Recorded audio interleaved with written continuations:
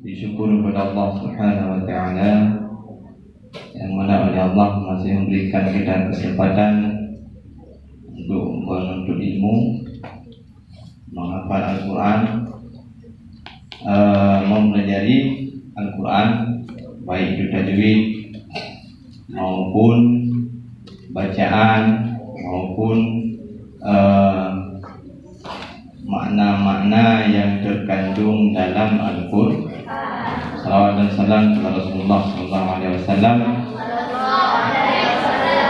yang telah membawa Al-Quran, yang telah mengajarkan Al-Quran dari masa beliau sampailah kepada kita dalam mutawatir, dari masa beliau sampai kepada kita.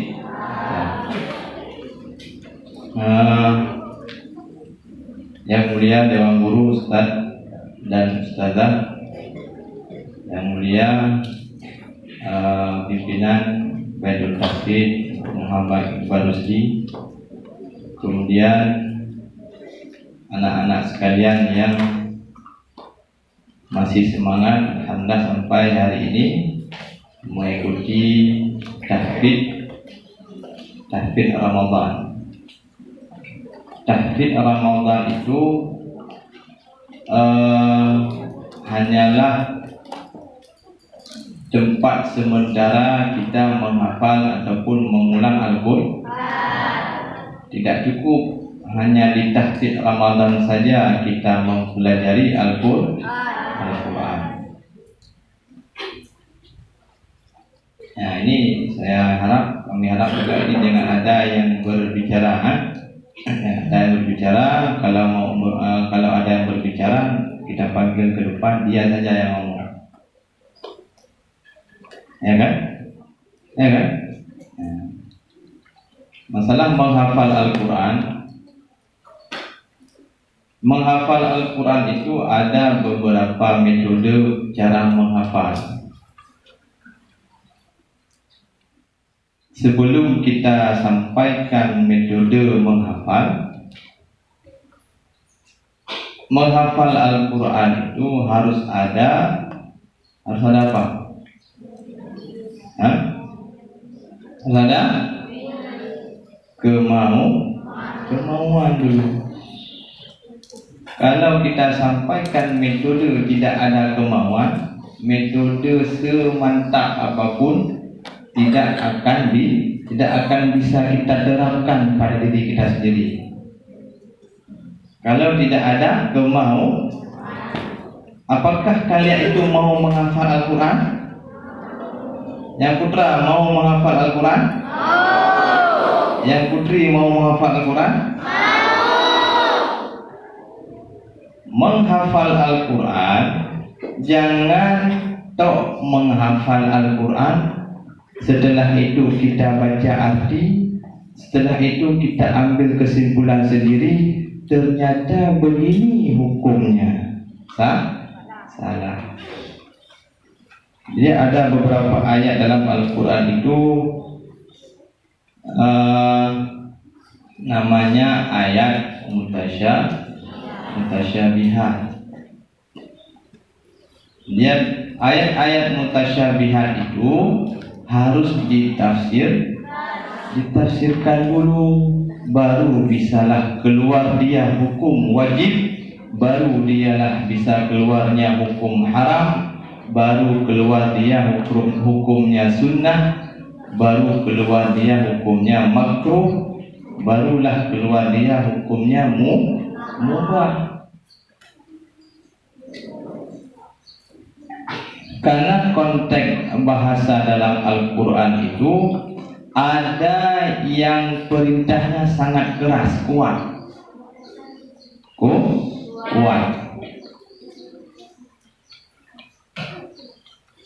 Perintahnya kuat. Saya kalau ngomong sampai jam 10 sanggup saya ngomong. Kalau ada yang banyak berbicara sampai jam 10, 11 pun sanggup saya ngomong. Jam 11 pun sanggup. Jadi tolong didengarkan supaya tidak saya ulang-ulang. Tidak saya ulang-ulang kembali. Jadi menghafal Al-Quran jangan hanya menghafal saja. Apakah sudah cukup ilmu kita dengan cara menghafal saja? Sudah. Minimal ilmu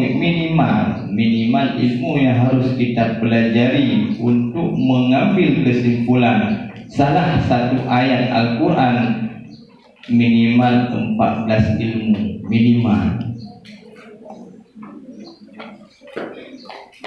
Ya, 14 ilmu.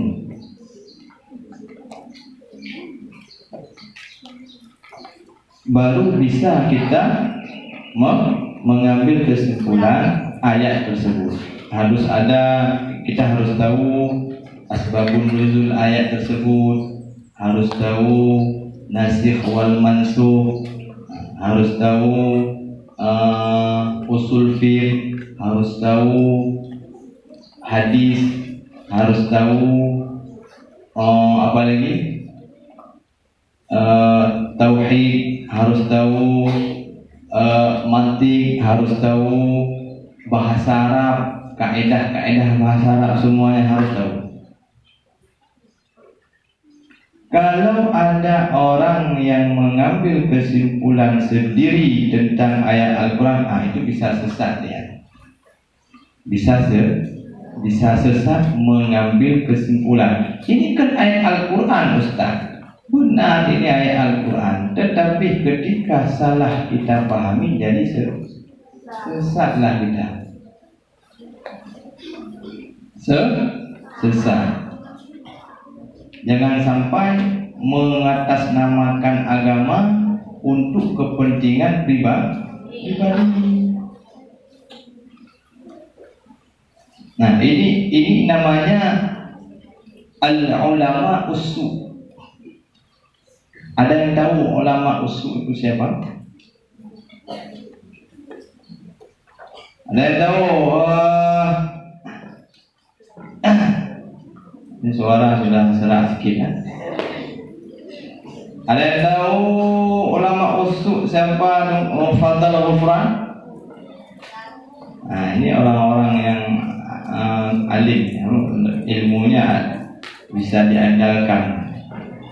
Pak, tunggu ceramah. Tenang. Tunggu mundah. Tunggu munah. Bagaimanakah dipahami al-ulama usul itu? Di mana? Ada yang buat di Zafran Nasabi. Zafran Nasabi dan yang maron dia tu. Di mana tu? Tidak tahu. Nisaul Khuluq naya? Bukan Nisaul Khuluq. Itu lalu kan so. Kiban al-ulama usul-nya. Kau enggak tahu juga. Ada yang tahu? Sami'tu man yatakallam bil arabiyyah takriban asbu' al-madhi min bana. Ada yang banyak ngomong bahasa Arab mulai dulu masih apa dari Damora. Mana orang yang lupa yang lain? Jadi enggak ada yang tahu. Al-ulama usul itu mereka itu apa? Yattakhiduna al-ilma tijaratan,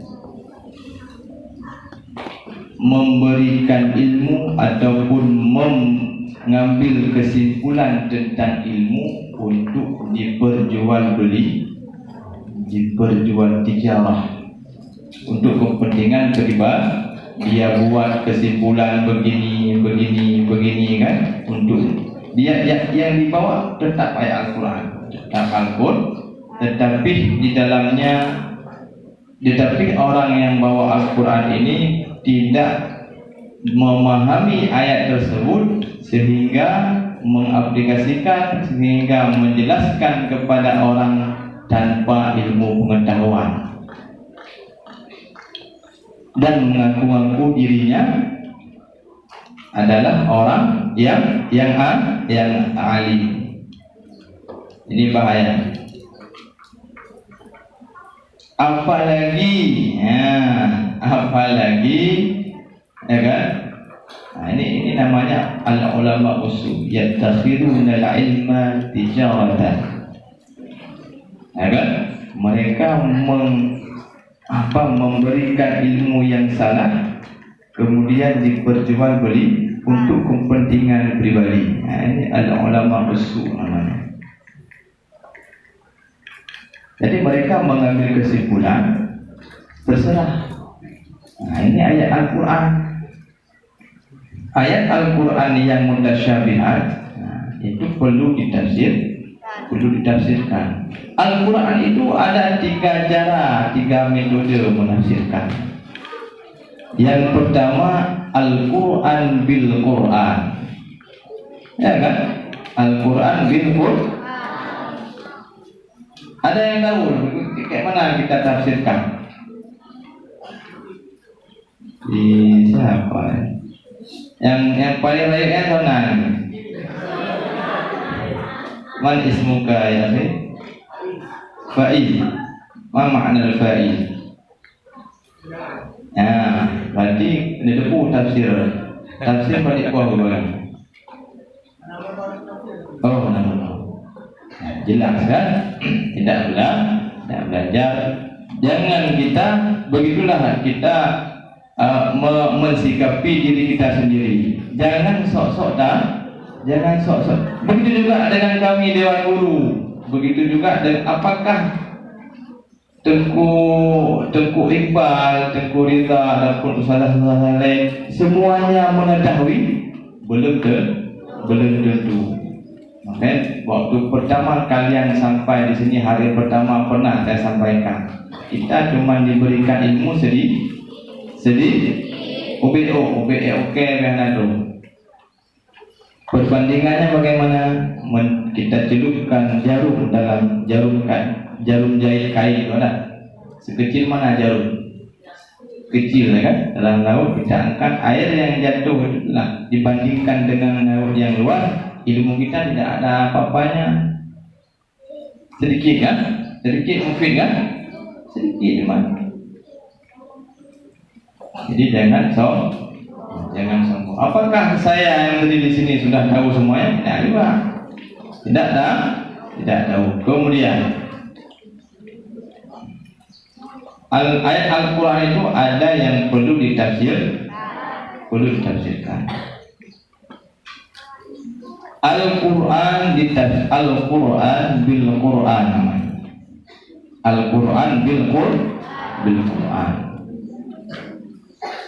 Kemudian Al-Quran bil hadis.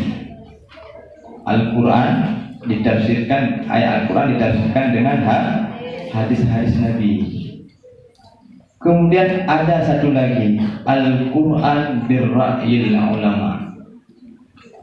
Al-Quran ditafsirkan dengan pendapat ulama-ulama yang mempelajari Al-Quran, yang berdasarkan Al-Quran dan hadis juga, tidak dengan pemikiran sendiri.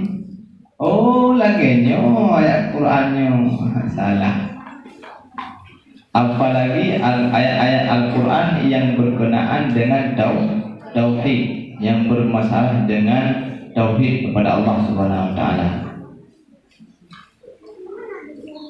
Ya, contoh ayat yang mudah ya, wa in kuntum fi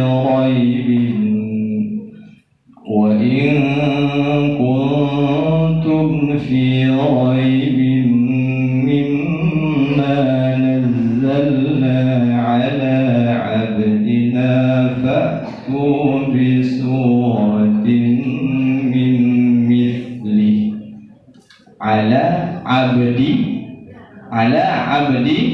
Apa artinya? Yang Al-Quran dari mana? Apa artinya?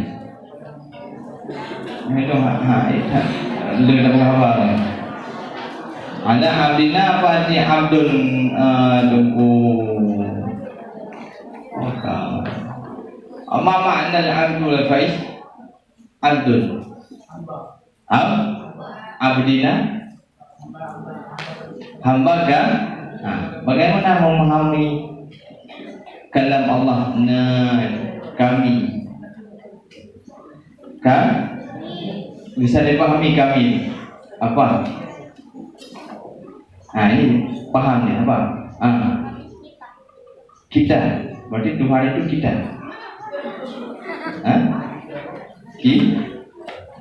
Salah memahami kan? Bisa sesat. Contoh lagi, inna anzal, sesungguhnya kami. Sesungguhnya apakah kami itu Tuhan itu sudah menjadi banyak? Sudah. Salah memahami sesat kan? Kalau kalian baca arti bagaimana? Arti tok dibaca bagaimana? Bagaimana? Bagaimana baca arti tok? Ala abdina, sudah abdun itu maksudnya dan Muhammad di situ. Abdun hamba kami. Kalau bahasa kami itu kan banyak ya kan? Banyak orang kan? Nahnu mutakallim, dhamir mutakallim, li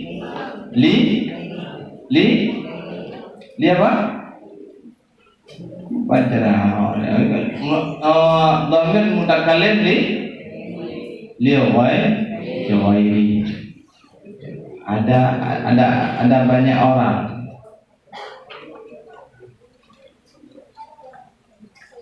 Kalau kita pahami secara arti ayat Al-Quran,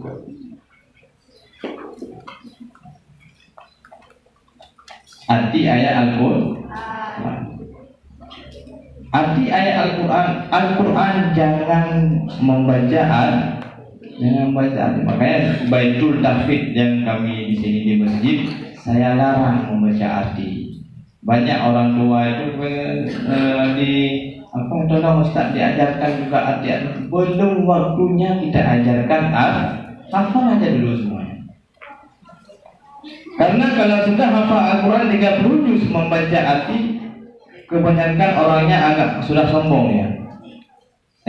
Sudah tahu. Kita suruh baca ala amrina saja sudah tidak bisa mentafsirkan bagaimana ala amrina. Jangan pernah beranggapan abdina itu Tuhan itu sudah banyak Tuhan, kami kan kami. Ya kan? Perlu ditafsirkan bagaimana? Surah Al-Ir Qul huwallahu ahad. Jangan pernah mengatakan Tuhan Allah itu Qul huwallahu ahad. Jadi kok memakai dhamir nahnu di situ? Kenapa? Allah itu maha segala-gala, maka dipakailah nahnu di situ. Untuk mengagung-agungkan diri sendiri, untuk mengagungkan inna, berarti Allah itu maha besar. Allahu akbar, berarti Allah itu maha suci. Ada abdina, maha suci. Subhanalladzi asra bi'abdihi. Maha suci Allah dari segala yang tidak jelas, yang orang yang memahami. Ada juga yang begini lagi, fa aina ma tuwallu fatamma walillahil masyriq. Itu ayat pertama ya. Walillahil masyriq wal maghrib fa aina ma tuwallu fatamma wajhullah. Yang membaca arti disarkan. Kalau dibaca arti saja bisa sesat. Rumah ada di mana-mana, berarti ke sana pun ada, ke situ pun ada, ke sana pun ada.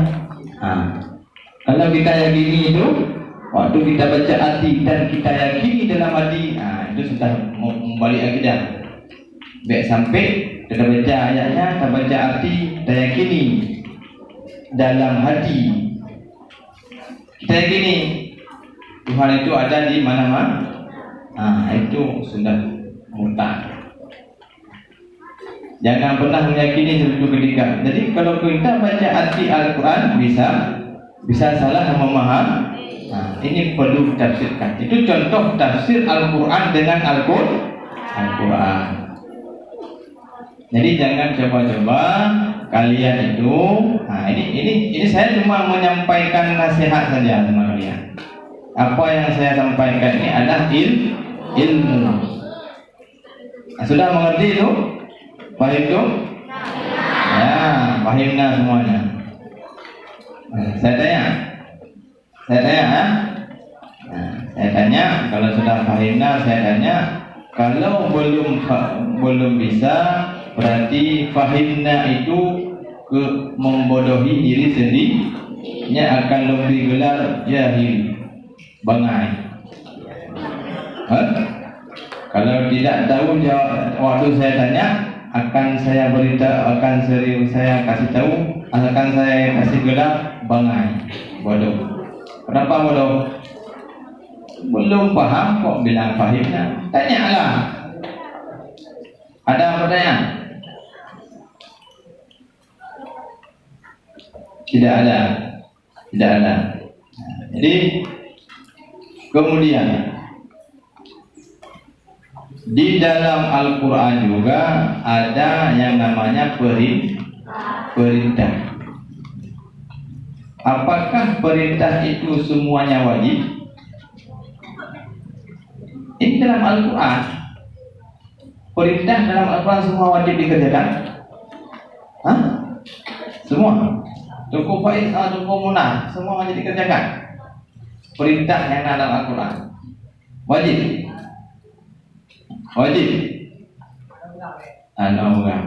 Salah.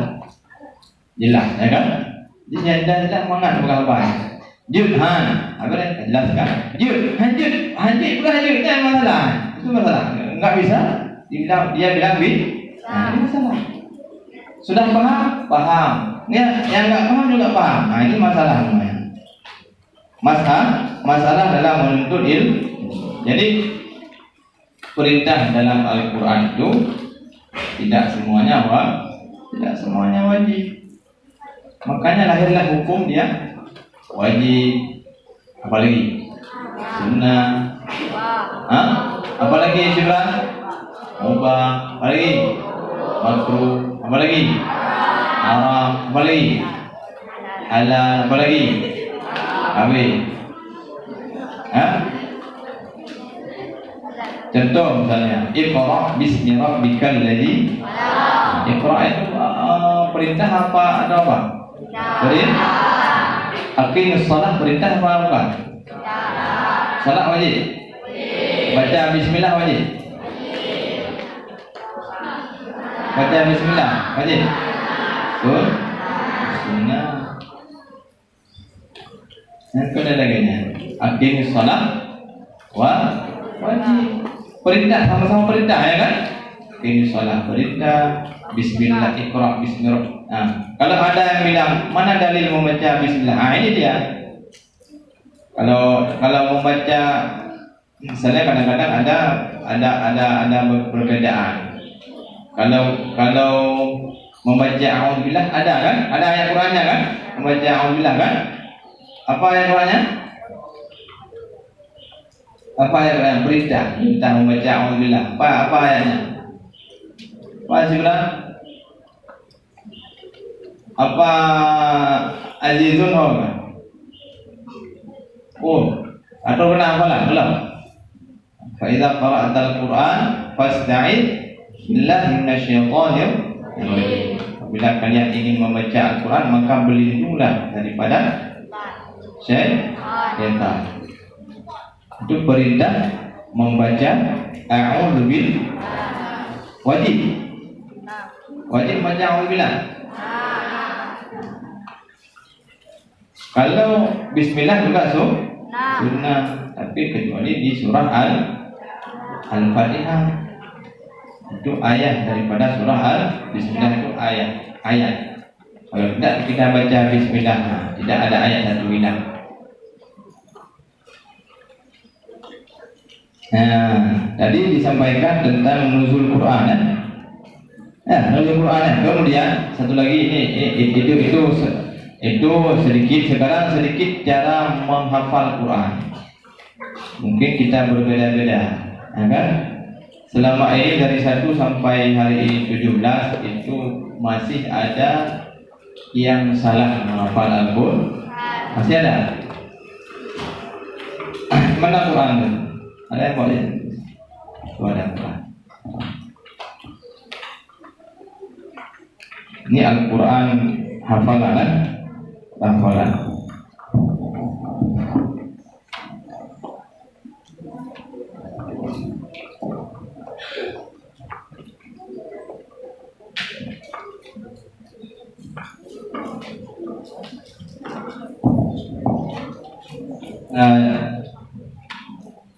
Yang pertama langsung saja,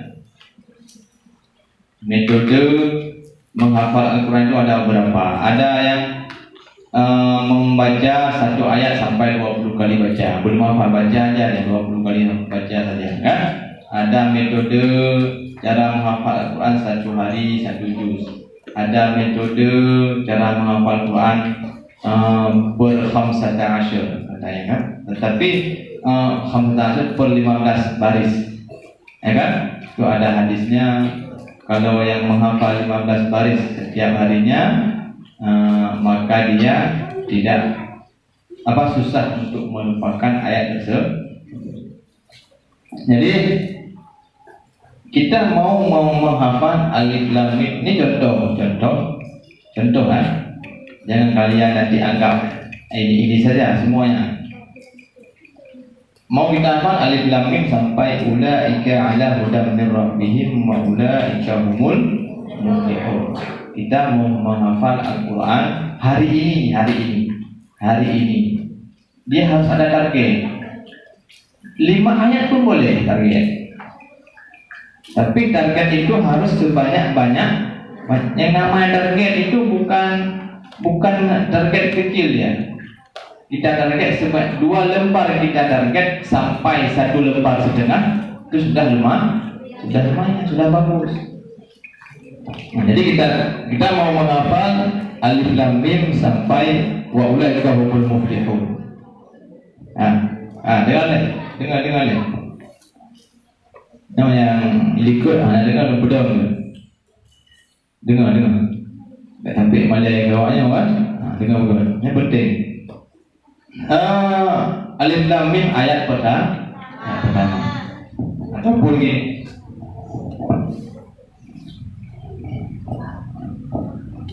Dari masaluhum kamasalil ladzi istawqada nara sampai fa illam taf'alu wa lam taf'alu sampai uiddat lil kafirin. Sampai situ kita hari ini contoh. Hari ini kita mau menghafal dari masaluhum sampai uiddat lil kafirin. Jadi yang pertama yang harus kita lakukan, membaca terlebih dahulu. Kita baca per ayat, masaluhum sampai fi dzulumatil la yusirun. Sudah kita baca satu ayat. Ketika kita baca tersebut, jangan kita baca secara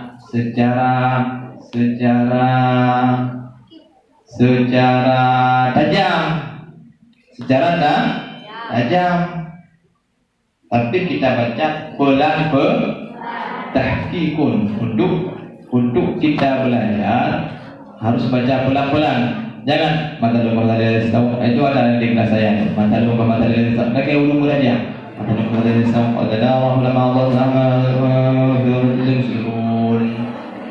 panjang hana sin kiban, shad kiban hana. Jadi mulai setelah hari ini jangan ada lagi yang menghafal dan tajam. Tapi bagaimana? Mathaluhum kamathalil ladzi istawqada nara. Baca apa? Bulan supaya apa? Orang til Quranan tartilan itu apa ya? Apa? Supaya kita dapat memahami dan membacanya tidak salah.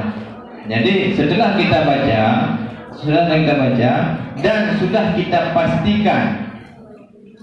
dipastikan bahwasanya huruf tidak salah lagi, baris tidak salah lagi, apalagi tajwid, mat dan segala macam yang ada pada ayat tersebut tidak salah lagi, barulah dipastikan dulu, pastikan itu tidak salah. Sudah kita baca sampai mu'iddat lil kafirin dan itu tidak ada salah lagi, sudah dibaca. Belum apa? Sudah dibaca. Kemudian kita mau menghafal. Kita hafallah ayat pertama masalu.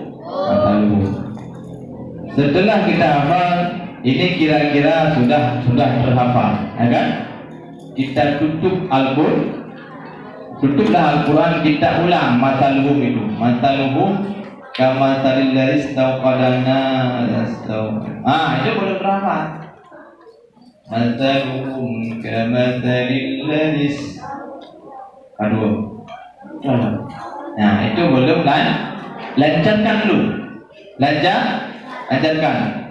Oh, masih lupa. Lancarkan ayat pertama. Jangan pindah dulu ke ayat kedua. Sebelum lancar ayat pertama, jangan dipindahkan.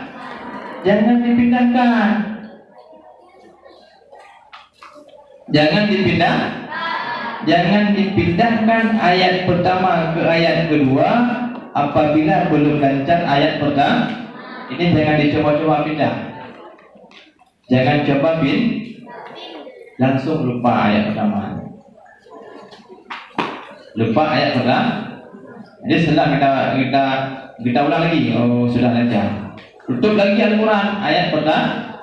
Mathaluhum kamathalil ladzi istawqada nara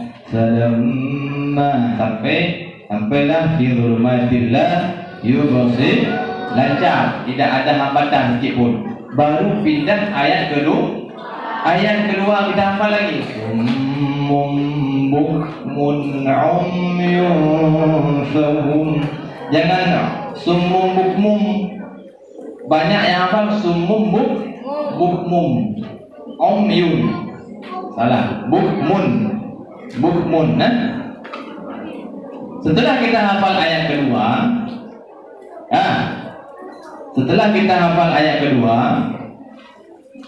summum bukmun umyun fahum la yu'minun, itu sudah lancar lah, ya kan? Sudah lancar ayat berapa? Ayat kedua. Kita tutup Al-Quran. Kita ulang dari ayat pertama. Mathaluhum sampai summum bukmun, itu tidak lihat Al-Quran. Kemudian kita hafal lagi ayat ketiga. Au kasayyibin minas sama. Sudah hafal ayat ketiga. Tutup Al-Quran, kita hafal ayat ketiga dulu. Sudah lancar ayat ketiga. Kemudian setelah lancar ayat ketiga, kita ulang lagi dari mathaluhum sampai ayat ketiga. Ayat keempat kita hafal, kita ulang lagi dari mathaluhum sampai ayat keempat dan seterusnya. Begitu cara menghafal. Jadi kita sudah mengulang-ulang di situ, ya kan? Mathaluhum sampai auqasaibin, mathaluhum sampai yakadul, mathaluhum sampai ya ayuhannas, mathaluhum alladzi, mathaluhum wa in kuntum, mathaluhum fa ilam taf'alu. Apa dia kamu ulang-ulang, kamu putar-putar baca. Ya kan? Sudah berapa kali kita ulang? Kita sudah mengulang beberapa kali ketika kita lagi menghafal Al-Quran. Jangan masaluhum, jangan gini dalam menghafal. Sudah hafiz masaluhum, sumum bukmu, langsung lanjut terus. Tidak, kita ulang dari ayat pertama. Ayat pertama ke ayat kedua, ayat pertama ke ayat ketiga. Jangan, harus diulang seperti itu. Ulang kembali.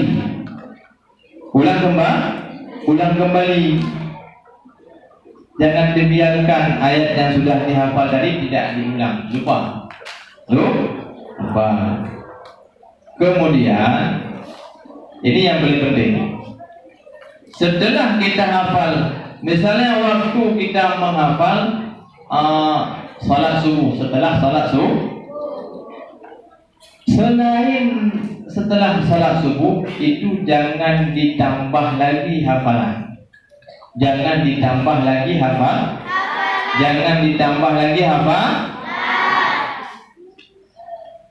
Diulang.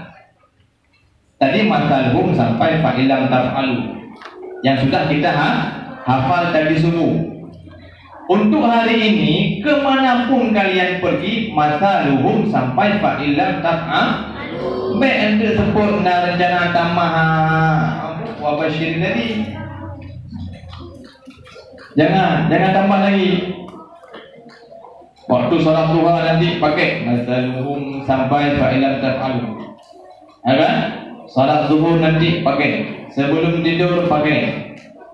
Besoknya lagi baru wabashir lagi, hafal lagi. Jadi kemanapun kalian pergi, untuk hari ini masaluhum sampai fa'ilam taf'alu. Ini contoh saja. Misalnya yang kecil-kecil baru hafal surah Al-Qari'ah. Kemanapun pergi hari ini, surah Al-Qari'ah terus diulang. Salat tarawih Al-Qari'ah. Salat apa? Salat sunnah Al-Qari'ah. Salat duha Al-Qari'ah. Sambil main sepeda Al-Qari'ah. Kemanapun pergi Qari'ah. Ayat 2 kita baca Al-Fatihah. Ayat 2 Al-Fatihah. Sampai dia ulang kan? Sehari 5 kali kita ulang. Hari 5 kali. Mana ada 5 kali? Berapa kali? 17 kali ya. Betul?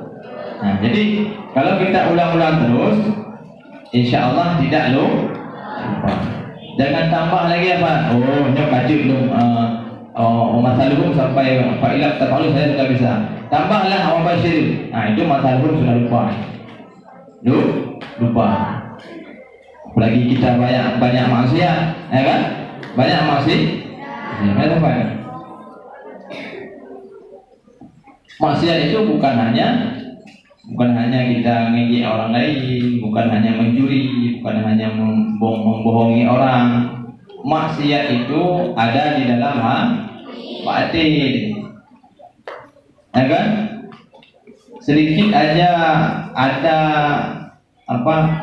sedikit saja marah ataupun jengkel terhadap dewan guru, itu maksiat paling besar juga.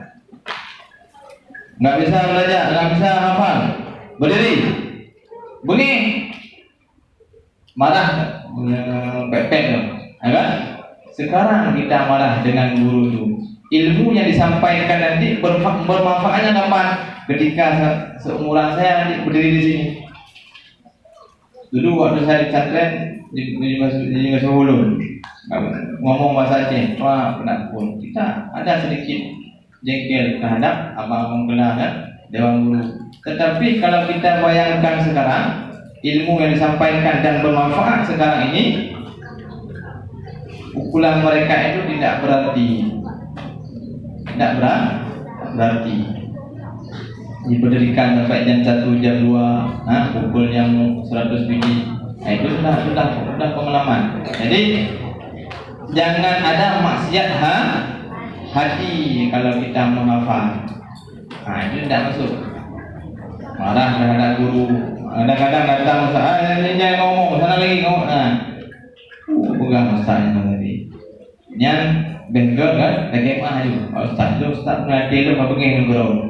Bumanya, ada mau ilmu, tak masuk ilmu, apa ya? Sampai hafal besok dah lupa. Hari ini lancar, besok lupa. Banyak yang saya tes. yang 5 juz, 10 juz. Juz 1, juz 2 sudah lupa. Itu masalah. Ada masalah di sini. Ada masalah. Apakah masalahnya? Bukan hanya mengejek orang, tingkah laku kita yang tidak bagus, bukan itu saja maksiat. Dengki terhadap orang lain, iri, marah terhadap dewan guru, itu juga maksiat. Nanti ilmu tidak tersampaikan. Apapun yang diperintahkan oleh dewan guru yang ada di sini, selama itu untuk kebaikan kita, tolong dipadu. Kutip sampah, itu sampah. Ini kan masjid. Kita membersihkan masjid di samping ada pahala. Mungkin itu saja dapat kami sampaikan. Pertanyaan belum? Ini pertanyaan tadi yang saya sampaikan.